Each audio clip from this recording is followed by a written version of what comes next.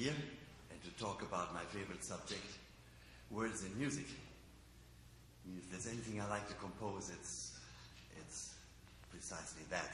Songs, opera, oratory, or whatever, as long as there are words used. A few years ago, I wrote a very short essay about words in music. It's called The Uneasy Marriage of Music and Poetry. So let me read that for you. The word music meant words and music to the ancient Greeks. The word song means words and music. Every folk song is a wedding of words and music, a unity. It is my contention that in the realm of art, I mean art as opposed to folk art, no unity is possible. Art separates, specializes, artificializes, combines rather than unites, contrives in order to relate. Poetry and music can be partners, but partners are separate entities. They never function as equals at a given moment, either in business or in marriage. This is true of the choreographer-composer partnership and of the composer-librettist partnership. Wagner claimed equality of the visual, the literary, and the musical in the Gesamtkunstwerk. His oeuvre is a perfect example to the contrary, a testimony to the undemocratic nature of artistic materials. One parameter dominates, the other supports. One uses, the other is being used.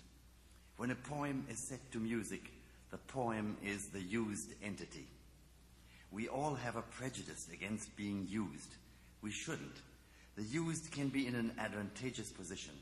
The used does not necessarily need the user, but the user seeks, woos, and cajoles the used. As the leader is lost without the led, so is the user lost without his object. Thus the poem, in its role of the used, may dominate the music, as the maid dominates the mistress in Genèse's play The Maids. Can the roles be reversed? In pop music, the tune often precedes the lyrics. George Gershwin composed a melody, and Ira Gershwin would later fit his lyrics to the tune. Well, that's the difference between poetry and lyrics. A poet does not tailor his poem to fit the notes. If this ever happened and resulted in a good poem, it would be the exception that proves the rule. Words can burst into song.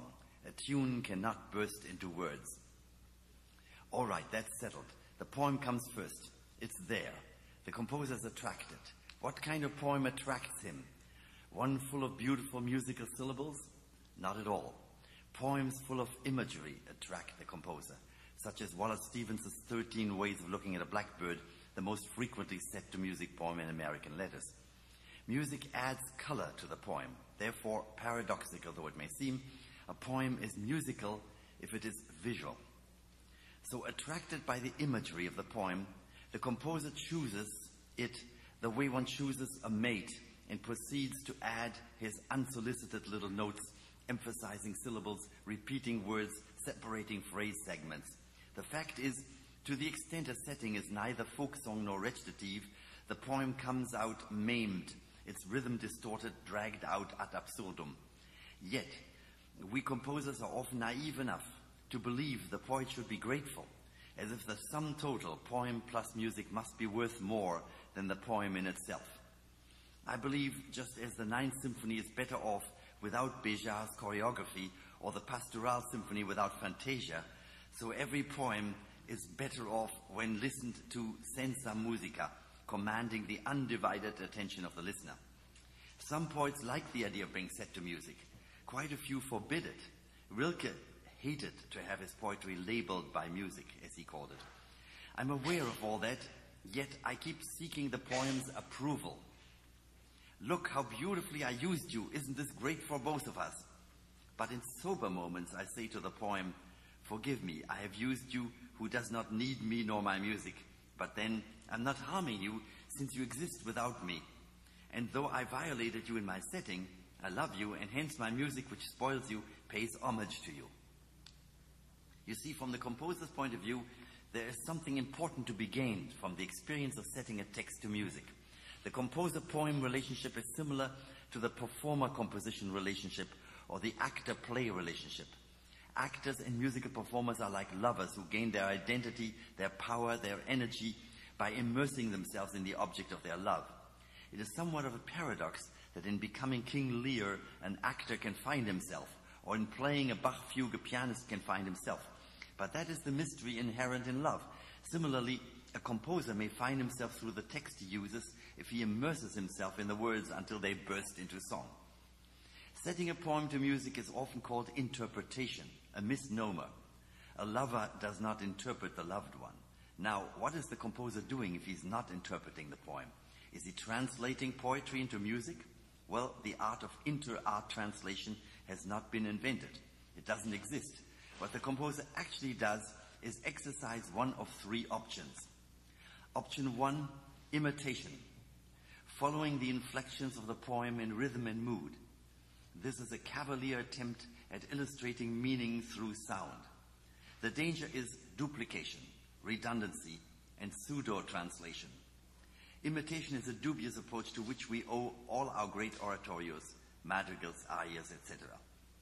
Option 2, contradiction, the opposite of imitation, a special effect rather than a technique, used mainly for relief from option 1. Example, the words are about murder, while the music waltzes along in 3/4 time, a kind of cavalier counterpoint. Real inter-art counterpoint is as non-existent as inter-art translation. Option 3, independence. The music is oblivious of the poem, words and music ignoring each other. This procedure may make one wonder why this poem rather than another one is being used. It is arbitrary, to say the least, yet it might deserve more attention. It has been successfully applied to dance. There's real independence between dance and music in every John Cage-Merce Cunningham collaboration. I quote John Cage, "The independence of the music and the dance follows from our faith that the support of the dance is not to be found in the music but in the dancer himself, on his own legs, that is occasionally on a single one. Likewise, the music sometimes consists of single sounds or groups of sounds which are not separated by harmonies but resound within a space of silence. From this independence of music and dance, a rhythm results which is not that of horses' hoofs or other regular beats, but which reminds us of a multiplicity of events in time and space, stars, for instance, in the sky, or activities on earth viewed from the air." End of quote. Now, the multiplicity of events in time and space, or the activities on earth viewed from the air, are unrelated happenings. They ignore one another. There's no love relationship, since the dance and the music are oblivious to one another. There's no user, no used. But lo and behold, there is equal partnership in this Merce-Cunningham-Cage relationship of dance to music. How true to life. Equal partnership is achieved when the partners ignore each other, when relationship is avoided.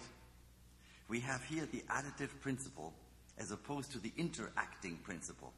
We have music plus dance, applied to our subject, music plus poetry, instead of music interacting with poetry.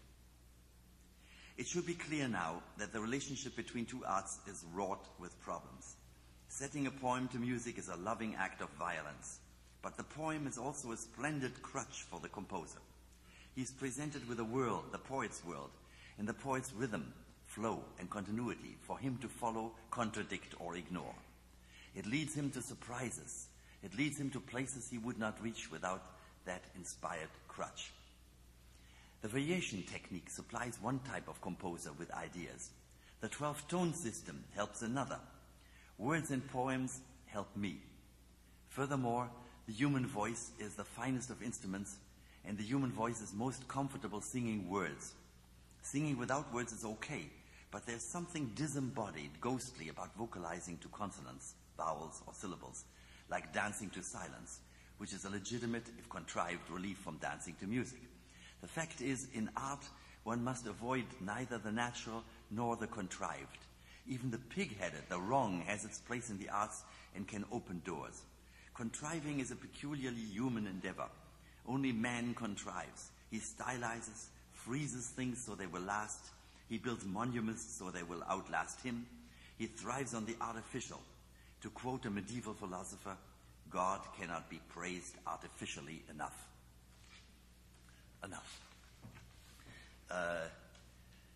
Now we can turn to the actual thing, which is, I asked the 8 composers in my composition class to each write a song on the same poem. And after some deliberations, we settled on a poem by Robert Frost. You probably know it, Stopping by Woods on a Snowy Evening. I'll read it to you. Whose woods these are, I think I know. His house is in the village, though. He will not see me stopping here to watch his woods fill up with snow.